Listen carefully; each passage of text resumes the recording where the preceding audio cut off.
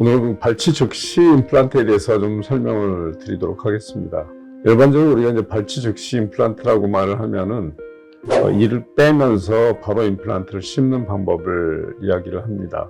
그리고 때에 따라서는 발치 즉시 임플란트를 하고 또 즉시 기능 임플란트라고 해서 저희 이제 뉴로개미치과가 주로 하고 있는 방법들인데, 올인원 임플란트라고 해서 이를 빼고 즉시 임플란트를 식립하고 또 동시에 기능도 할 수 있는 이런 임플란트 식립법을 말합니다. 이런 임플란트를 이제 성공적으로 하기 위해서는 여러 가지 조건을 좀 만족해야 됩니다. 첫 번째로는 발치 즉시 임플란트를 식립할 수 있는 수술적인 기술이 있어야 됩니다. 그리고 두 번째는 이 임플란트가 기능적으로도 발치 즉시 식립을 할 수 있는 조건에 맞는 그런 디자인으로 되어 있어야 됩니다. 조건이 굉장히 안 좋은 경우가 있습니다. 예를 들어서 발치를 했는데 그 주변에 염증이 너무 심해가지고 주변 뼈가 다 없어져 버리는 경우도 되게 많습니다. 사실 이런 경우를 이제 발치 즉시 식립하는 경우가 사실 제일 힘든 경우입니다. 그렇지만 이제 이런 어려움을 극복하고 발치 즉시 임플란트를 했을 때 오는 장점은 되게 많습니다.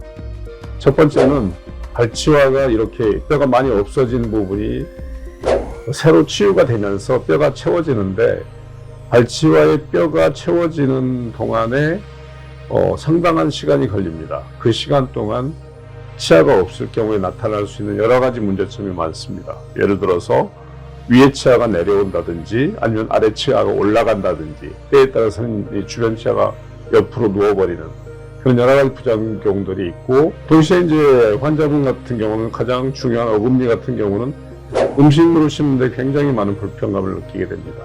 그래서 이러한 과정들을 최소화시키고 동시에 또 빨리 기능을 회복하고, 또 수술을 한 번만 함으로써 발치를 하는 수술, 그 다음에 또 임플란트를 또 심는 수술, 심지어는 임플란트를 다시 노출시키는 2차 수술까지 해서 3번의 수술을 하는 경우도 많이 있는데, 일반적으로 한 번에 모든 것을 다 끝냄으로써 환자가 겪는 여러 가지 수술적인 고통들을 최소화시킬 수 있는 그런 방법이기 때문에 아주 굉장히 좋은 방법이라고 생각을 합니다.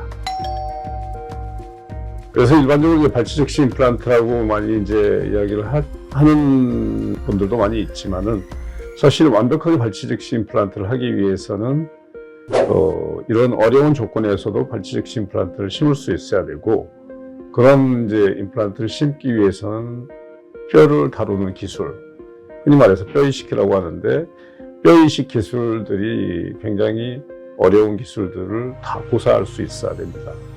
그래서 사실 발치 즉시 임플란트를 완벽하게 한다는 것은 굉장히 고난이도 테크닉이라고 할 수 있습니다.